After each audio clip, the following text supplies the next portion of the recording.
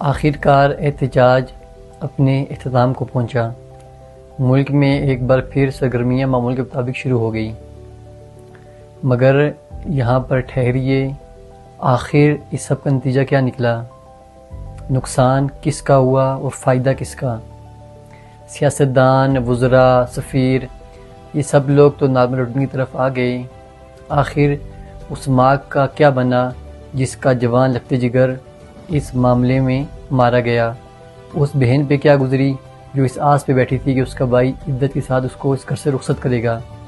اس بیوی پہ کیا گزری جس کا جوان شوہر رب کے حضور پیش ہو گیا اپنے بچے کو یتیم چھوڑ کر؟